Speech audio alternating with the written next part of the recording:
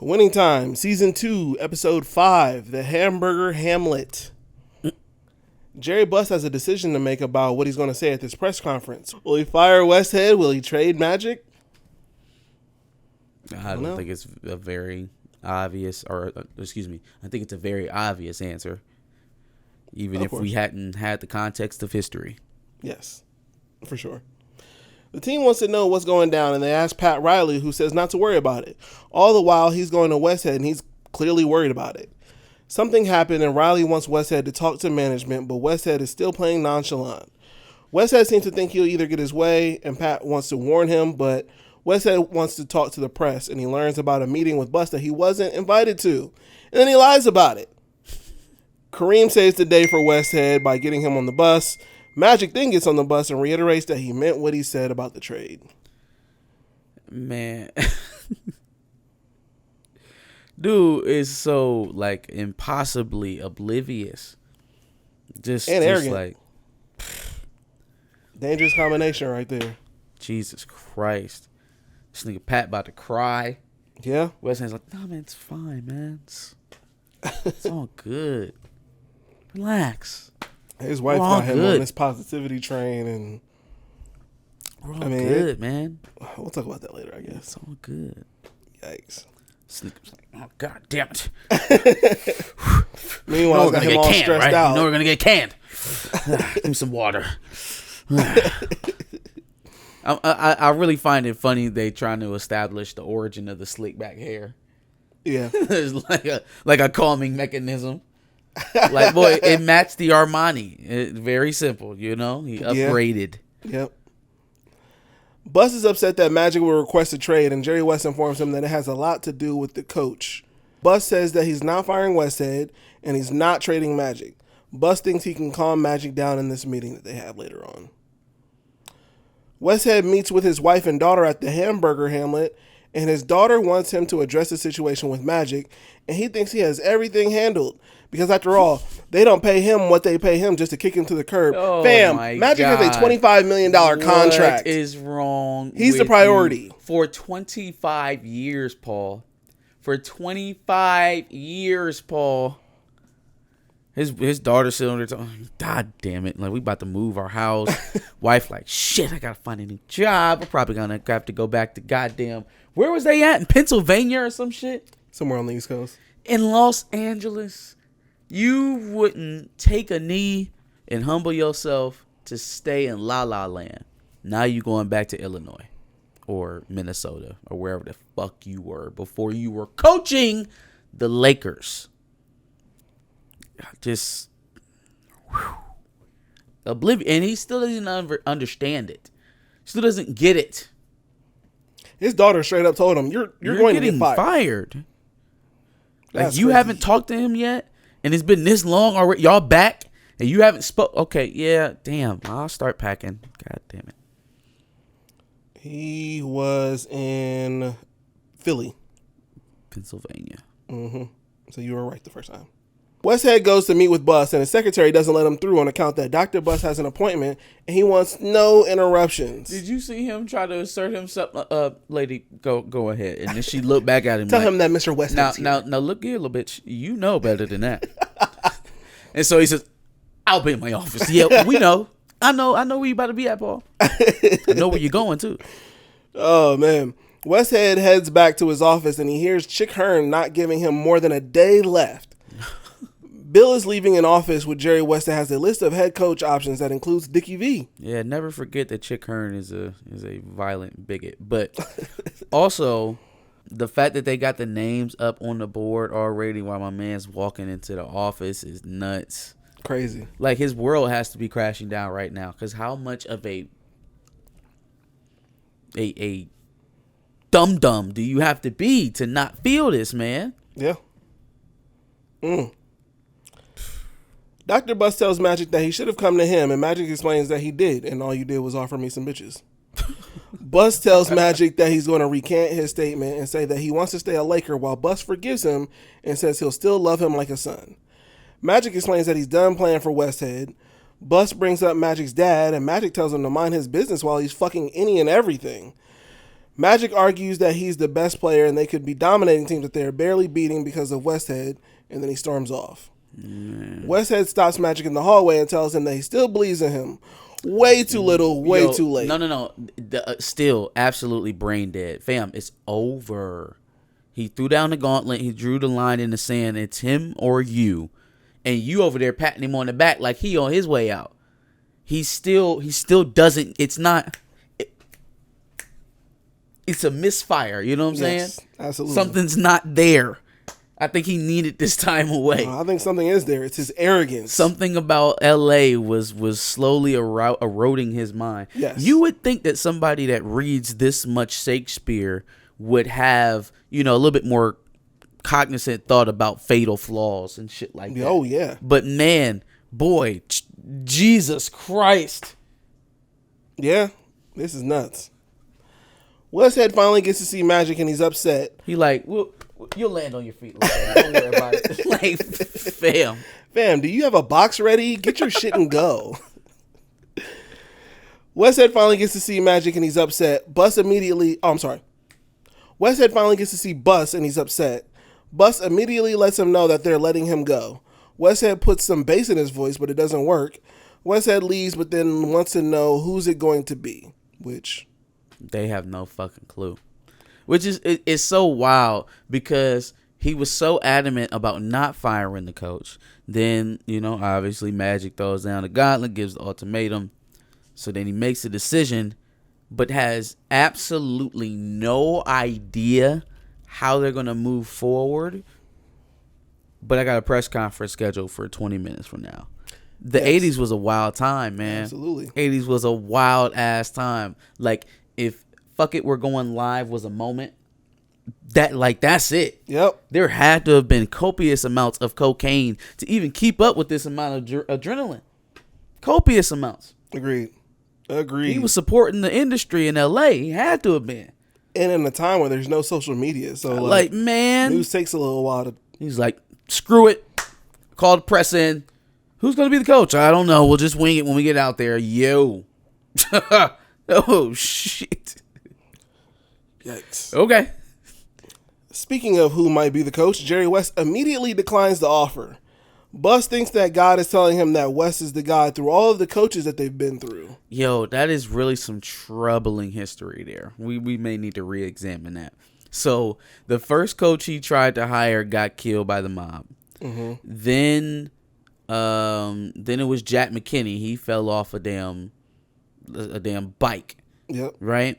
Then it was Westhead who actually won a championship his first year filling in, and then was an absolute disaster after that. Mm-hmm. Like, even the immediate start with Pat Riley was a little bit bumpy. Mm-hmm. So I don't know what it is with Jerry and coaches, but it makes absolute sense that after Pat and then Dale Harris, you had this long ass era where it was nobody touching that head coach seat but the Zen Master, because he found a way, created a relationship with Jerry. Jerry has a terrible history of flip-flopping coaches, at least early on in his tenure as a owner, mm-hmm. and wants to shy away from that as much as he can as he gets into the later parts of his career, and it shows in how he handled his coaching decisions. Because since then, the Lakers have only had four coaches, not counting Darvingham. So there was Mike Brown, there was Byron Scott. Oh shit, Dan Toney. Fuck, 5. Dan Toney, Luke Walton was 4, Frank Vogel. And that, though, even most of those names I named was like a decade and a half apart of people between Mike Brown and Luke Walton. That was in like a 10-year span. Yeah. That was, fuck up bus. Yes. Little Jimmy over there who's crying about his girlfriend. Oh, was that Jimmy? That's Johnny. Johnny is the one with the girlfriend then Jim must be the one that's just like, hey, fuck it. I know he doesn't want me to do shit, so. I don't think he's really had too much of a speaking role so far. So Jesus Christ, let's see his maturation. Yikes. Pat recollects his father getting fired after getting his job, and now since Bill called, he assumes he's about to get canned too. Westhead apologizes, and Pat forgives him for being utterly arrogant. Pat goes to meet with Bill and Wes, and he thinks he's getting canned, but they let him know that they're meeting Bus to do this in front of the press. Lo and behold, Pat gets a chance at coaching for a couple games, but who knows in what capacity. Jerry Buss fumbles his way throughout this entire press conference. Mans doesn't have any titles for anybody and doesn't really have any specific duties for anybody. Call Jerry West an offensive captain. Yeah. Fam, what sport are we playing? What sport are we playing? He just knows that Wes and Riley will be operating in some capacity. Wes goes up to try to fix things, and he is distraught from his last run as a coach and player. Therefore, he proclaims that he'll be working for Pat Riley, or with and for Pat Riley. I'm like, yo, oh my goodness. Yikes. Pat looks over, sees Westhead, and then he wins over the press conference with his charm and a few jokes. Jerry West as a coach is wild. He's assaulting the players under the guise of firing them up. Cap walks through and he changes his tone really quickly. Pat Riley wants them to wing it, and Magic seems to like that answer. The crowd immediately hates on Magic, but they win by 20. Answer's there, right? We just gotta win the crowd back. Yeah. Definitely not running to our spots anymore. Right. Get to your spot. Are you in your spot? All these white folks seem to have a problem with Magic Johnson. Jim Murray calls Bus a clown, the writer for, what was it, the LA Times? And that causes Bus to get into a fight with Honey. Speaking of Honey, they tie up their skates and head to the rink where they meet up with Cap and his wife. Bus and Kareem have a conversation about Westhead getting fired, and Bus wants to make it right by offering Kareem a good chunk of change, which Kareem turns down and admits that he didn't sign a deal because of Bus's selfishness and arrogance. Yeah, I mean, you're going to have to reconcile with that because, I mean, everything he said, even at the time that he signed it, right? Like $25 million sounds like it is a lot of money at that time. But then you add to the fact of it that you are tied with this organization for a larger amount of time than any top level athlete is presumed to be tied to an organization at this time as well. Like, this is unheard of. Yeah. For someone to be contracted to a organization beyond their playing years. And it was I don't know, it's always been a bit of a special situation with Magic and the Lakers that honestly I feel like he tainted with his last stint with us. You know, again, he was a coach for a minute. He owned a stake. You know, he was a part owner for a little bit. He ended up selling that. Just a lot of things that he did with the Lakers as part of that 25 years, right? Like that exceeded his playing time. So I get where Cap is coming from because it's like, yo, you wrote them up into this deal, right? And yeah, it feels big now, it looks great. But then what happens when guys are making $5 million a year and he's still making $1 million? What happens when guys are making $10 million a year and he's making $1 million? Yep. It doesn't look so gracious. It doesn't look like you really did him a favor. And you understand how the money is going to work on the back half. You're not coming into this with one eye closed. You know exactly how the money's going to shake out for you, how it's going to be beneficial to have him on a contract like that. And he doesn't necessarily look at it that way. Mm-hmm. You think he's looking at it as a big payday. Yeah. He's naive and you're taking advantage of it. Yeah. I mean, you know, family be damned. You don't do family like that. Honey blocks Jeannie in so that they could talk, and Honey asks if Jeannie could go easier on her father. Honey tries to bury the hatchet amongst them, and she even calls her Gene Bean. None of that shit works. Yeah, man, it's always weird when the step parent tries to like force nice their way in. Like, yo, man, you can't just make anybody accept you. You can't just, especially when this situation is so out of the ordinary. Like you playing the fuck out of crazy, and I get it because he's rich and he's paid for all this stuff, and you don't really have a care in the world. But like to any other normal person, all of this seems extremely fast and probably ill-advised. So like you should probably be the one being easier on her not expecting her to bend over backwards for this stranger that she met a couple months ago at the beginning of the season. Yeah. Maybe, honey, you think? Absolutely. I don't know. You just got here. Who are you, bro? Jeannie storms into Dr. Buss's office, but he's not there. Instead, Magic is using the office for his 7-Up ad campaign. Jeannie calls Magic her hero for standing up to Dr. Buss. Chick Hearn and Jerry West discuss how Pat is not showing up with some bass in his voice, and meanwhile, Bill is coughing up COVID all over the place. Chick and West finally notice, and Bill coughs up blood. Pat was supposed to be meeting with him, but now he's in the hospital without a voice. Pat and his wife have a convo about being positive versus using force, and she tries to explain to him that his father, who used force, was a loser. Pat Riley meets up with Buss, who explains that Bill says he should make a change, but Buss is sick of all the dumb shit and he wants stability. Buss asks if he wants to coach his team, and Riley says yes. Then he goes and loses 2 more games. Oh, my boy was on the verge. Yes. This Lakers team still thinks that Riley is that same assistant coach until he punches the chalkboard and tells him to shut the fuck up. Riley goes off on the entire team, including Kareem, including Magic, and tells the truth about them all. Now everything needs to be said face to face and instead of behind their backs. Then he benches McAdoo for Rambus. He demands to be called Coach, not Riles. They win that game, and Pat Riley starts wearing Giorgio Armani and slicks back his hair.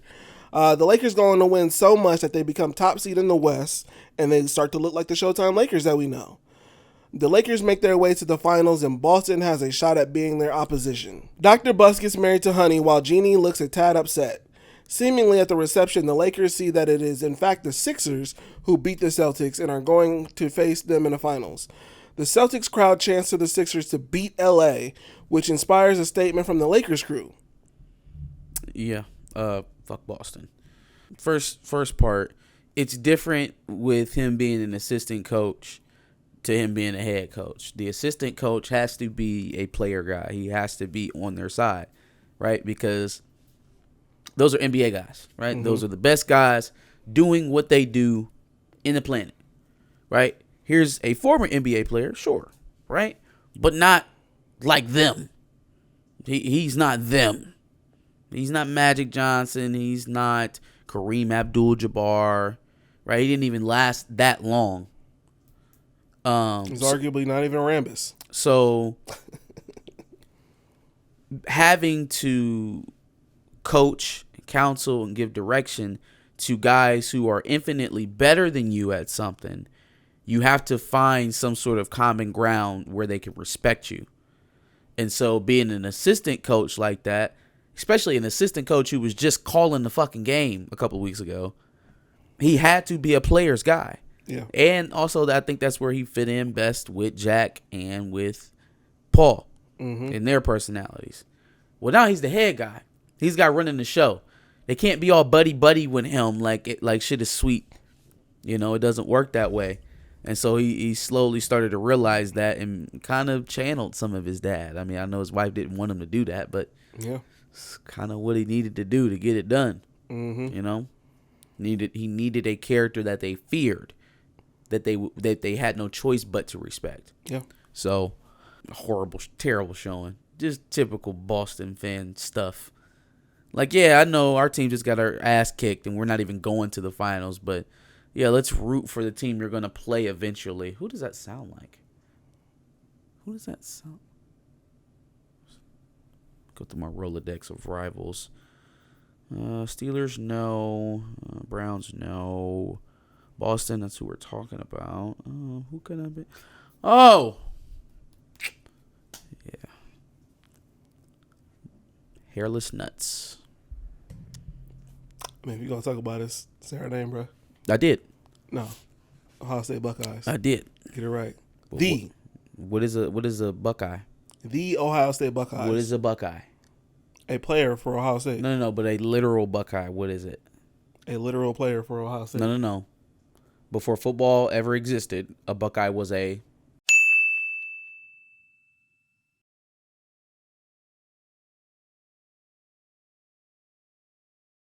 So yeah, man. coming down to the Last 2 I episodes. don't even know where we're going to end this at, because they're going to the finals now, obviously against Dr. J. Mm-hmm. I really don't. It's weird how they're kind of cutting this up. You would expect it to end at the end of the season, but that's clearly not where we're going to go if we're already in the finals now. So, Unless the last 2 episodes are the finals, or maybe the finals in the off season. I mean, do you really need 2-hour-long episodes about the NBA finals alone Depends against on the how not crazy- Celtics? Depends on how crazy that finals. I think we're going to go behind the beyond scenes. that. I think we're going to go beyond that.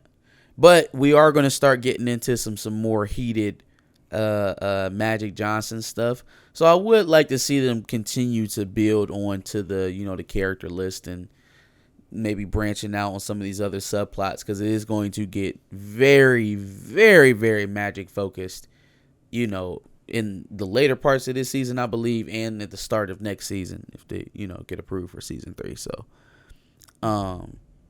it's going to get very heavily Irvin focused, even more so than it is now. Cookie coming back, obviously the diagnosis, Dream Team, all of that kind of stuff is going to get very, very Magic focused once we get past the championship era and Showtime Lakers. So, definitely stay tuned. I'm interested. I'll be checking it out, and we'll go from there. You guys let us know what you thought about this episode. Put it in the comments below. Like, share, subscribe. Come back next week for another episode of Winning Time Review. Sorry to cut in between this, but I'm looking at possibilities of season 3. They're saying there might be concerns that there won't be a season 3. Yeah, I mean, I was about to say that. I mean, between the strike, I don't know how this show is rating. We'll see. Yep. Jeff Pearlman, I think the author of the book, the Showtime author and Winning Time writer, says, "I'm telling you, the future of Winning Time hangs in the balance. We need viewers. The strikes are crippling.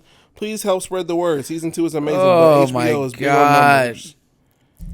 Jesus He Christ. said that in August. I mean, it becomes very hard to feel for the companies and all of this, the productions. Now, the creators, of course, you don't want to see them have their stuff that they, put time and effort into necessarily not reap the reward. But at the same time, man, I feel like, if you're being honest, I feel like everybody involved in this, Big Brother, being the corporations, the creators, and the consumers, I think we can all just kind of collectively agree that y'all been getting over. Yeah. You've been getting over, man. You've been given, a lot of sweetener. A lot of half and half. We need some milk. But yeah. But anyway, absolutely. Make sure that you check out, obviously, the previous Winning Time recaps that we've done. We've done all season 1, all season 2. They're all in a playlist together. So make sure you check that out. And make sure you subscribe. We will be recapping episode 6 and episode 7 when they come out.